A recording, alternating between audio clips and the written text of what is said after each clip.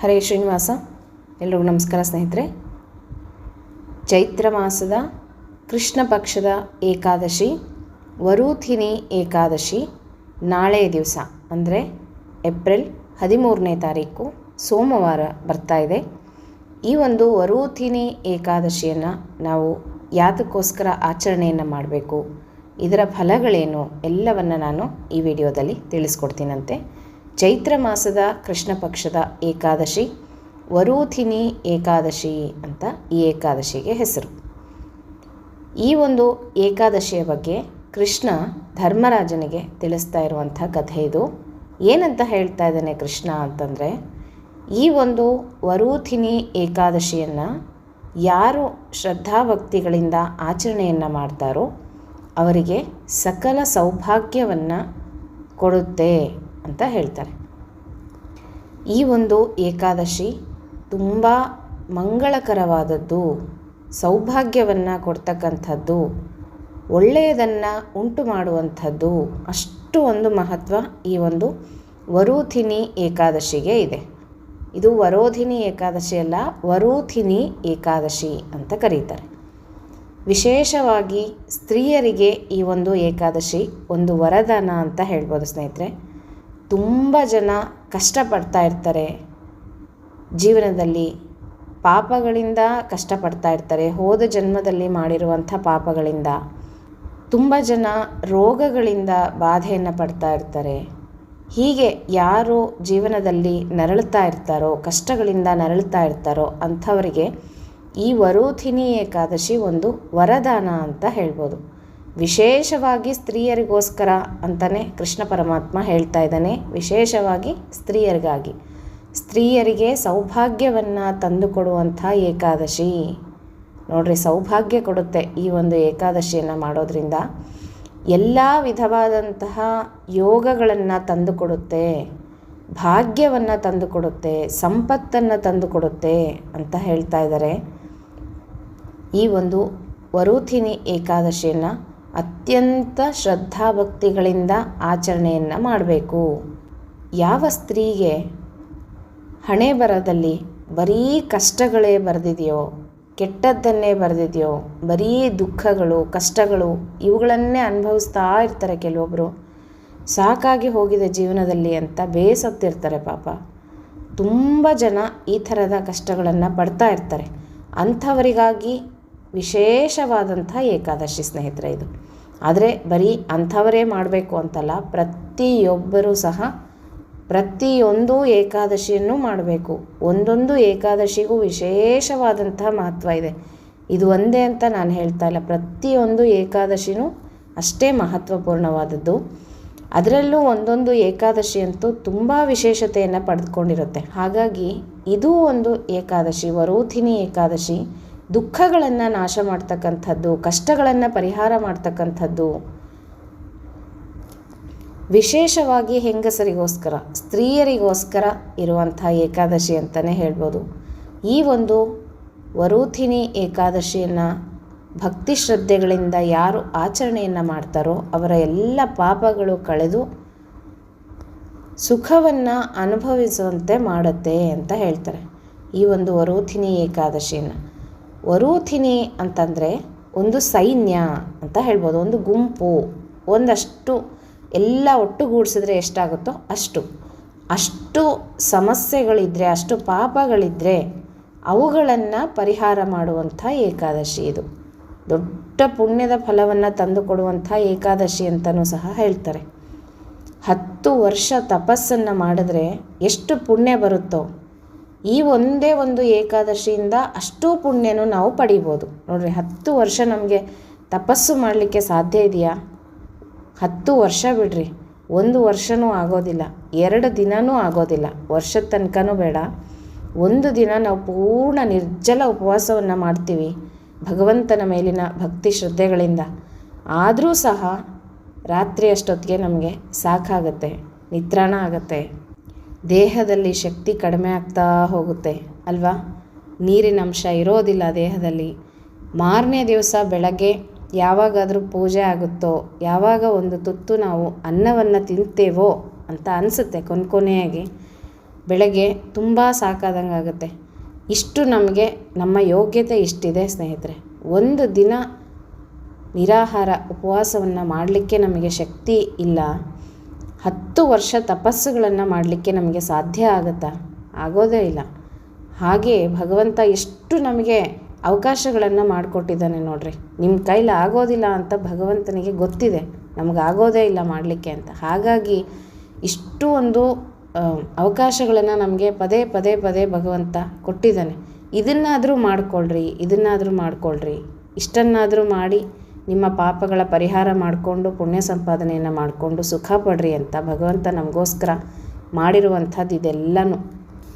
ಆದರೆ ನಾವು ಮೂಢರು ಇರ್ತೀವಲ್ವ, ಅದನ್ನು ಸಹ ಉಪಯೋಗ ಮಾಡ್ಕೊಳ್ಳೋದಿಲ್ಲ. ಅದಕ್ಕೂ ಕೇರ್ಲೆಸ್ ಮಾಡ್ತೀವಿ. ಜೀವನದಲ್ಲಿ ಕಷ್ಟಗಳನ್ನು ಅನುಭವಿಸ್ತೀವಿ.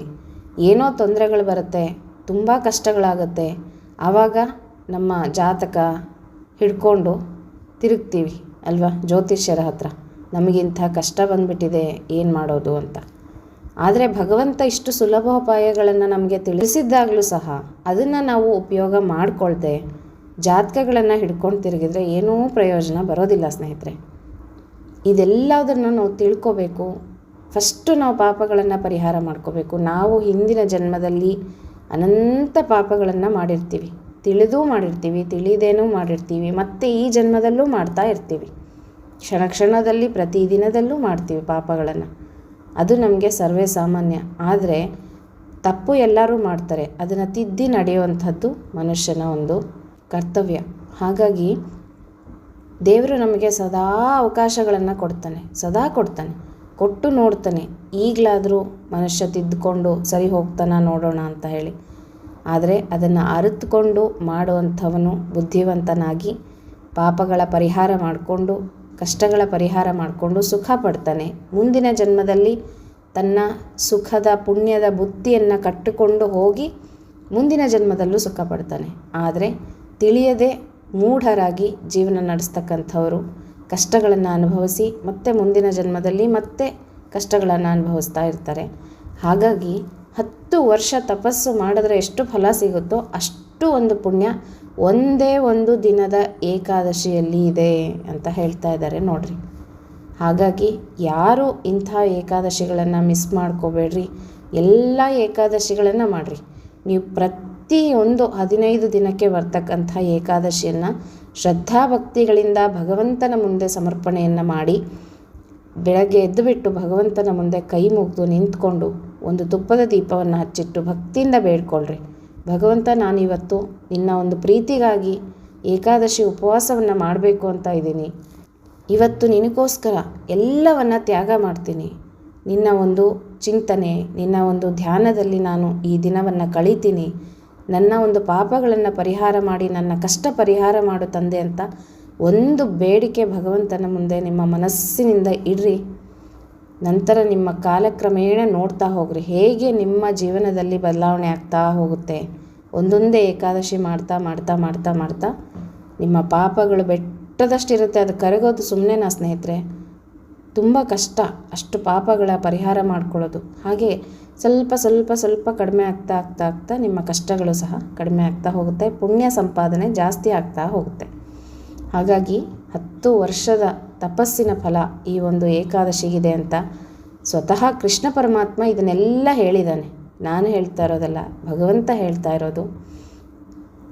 ಮತ್ತು ಇನ್ನೊಂದು ಏನು ಅಂತಂದರೆ, ಕುದುರೆಯ ದಾನಕ್ಕಿಂತ ಆನೆಯ ದಾನ ಶ್ರೇಷ್ಠ ಅಂತ ಹೇಳ್ತಾರೆ. ಮತ್ತು ಆನೆ ದಾನಕ್ಕಿಂತ ಭೂಮಿ ದಾನ ತುಂಬ ಶ್ರೇಷ್ಠ ಅಂತ ಹೇಳ್ತಾರೆ. ಭೂಮಿ ದಾನಕ್ಕಿಂತಲೂ ಎಳ್ಳಿನ ದಾನ ಇನ್ನೂ ಶ್ರೇಷ್ಠ ಅಂತ ಹೇಳ್ತಾರೆ. ಎಳ್ಳಿಗಿಂತಲೂ ಬಂಗಾರದ ದಾನ ಅದು ತುಂಬ ಶ್ರೇಷ್ಠ. ಬಂಗಾರಕ್ಕಿಂತಲೂ ಮುಖ್ಯವಾದದ್ದು ಅನ್ನದಾನ. ಅನ್ನದಾನ ಅಂತೂ ಮಹಾದಾನ ಅಂತ ಕರೆಸ್ಕೊಂಡಿದೆ. ಅನ್ನದಾನ ತುಂಬ ಶ್ರೇಷ್ಠವಾದದ್ದು. ಇದಕ್ಕಿಂತ ದೊಡ್ಡ ದಾನ ಬೇರೆ ಯಾವುದೂ ಇಲ್ಲ ಅಂತ ಹೇಳ್ತಾರೆ. ಹಸಿದವನಿಗೆ ಒಂದು ತುತ್ತು ಅನ್ನವನ್ನು ಕೊಟ್ಟರೆ ಎಷ್ಟು ತೃಪ್ತಿ ಪಡ್ತಾನೋ ಅಷ್ಟು ನಮ್ಮ ಒಂದು ಜೀವನದಲ್ಲಿ ಸುಖವನ್ನು ಪಡ್ತೀವಿ ಅಂತ. ಪಿತೃಗಳಿಗೂ ಅಷ್ಟೇ ಅನ್ನದಿಂದ ಪಿಂಡದಿಂದ ಅನ್ನದಿಂದ ಮಾಡಿದಂಥ ಪಿಂಡವನ್ನು ಇಟ್ಟರೆ ಅಷ್ಟು ತೃಪ್ತಿ ಆಗುತ್ತಂತೆ ಪಿತೃಗಳಿಗೆ. ಅದಕ್ಕೋಸ್ಕರ ಅವರು ಪ್ರತಿ ಒಂದು ವೈದಿಕ ಪಕ್ಷಗಳಲ್ಲಿ ಕಾಯ್ತಾ ಇರ್ತಾರೆ. ನನ್ನ ಮಕ್ಕಳು ನನಗೆ ಅನ್ನವನ್ನು ಹಾಕ್ತಾರೆ ಅಂತ ಹೇಳಿಬಿಟ್ಟು. ಅವರು ಇರ್ತಕ್ಕಂಥ ಯೋನಿಗಳಲ್ಲಿ ಅವರು ಯಾವ ಒಂದು ಪ್ರಾಣಿಯಾಗಿ ಹುಟ್ಟಿರ್ತಾರೋ, ಪಕ್ಷಿಯಾಗಿ ಹುಟ್ಟಿರ್ತಾರೋ, ಒಟ್ಟಿನಲ್ಲಿ ಬೇರೆ ಒಂದು ಯೋನಿಯಲ್ಲಿ ಜನ್ಮ ತಾಳಿರ್ತಾರೆ. ಅಲ್ಲಿ ಅವರಿಗೆ ತೃಪ್ತಿ ಆಗುತ್ತೆ ಜೀವಕ್ಕೆ. ಹಾಗೆ ಅನ್ನದಾನ ತುಂಬ ಶ್ರೇಷ್ಠವಾದದ್ದು.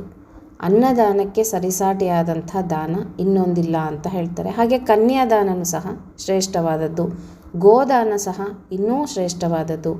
ಈ ಮೂರು ಕೂಡ ಸಾಮಾನ್ಯವಾಗಿ ಮಾಡ್ತಕ್ಕಂಥದ್ದು ಅನ್ನದಾನ, ಕನ್ಯಾದಾನ, ಗೋದಾನ. ಕನ್ಯೆಯನ್ನು ಮಾರೋದು ಅಂತ ನಾವೆಲ್ಲೂ ಕೇಳೋದಿಲ್ಲ ಅಲ್ವಾ? ಕೆಲವೊಂದನ್ನು ನಾವು ದಾನವಾಗಿ ಕೊಟ್ಬಿಡ್ತೀವಿ. ಆದರೆ ಈ ಮೂರು ದಾನಕ್ಕೆ ವಿಶೇಷ ಫಲ ಇದೆ ಅಂತ ಹೇಳ್ತಾರೆ. ಹಾಗಾಗಿ ಕನ್ಯಾದಾನ, ಗೋದಾನ ಮತ್ತು ಅನ್ನದಾನಕ್ಕೆ ವಿಶೇಷ ಫಲ ಇದೆ.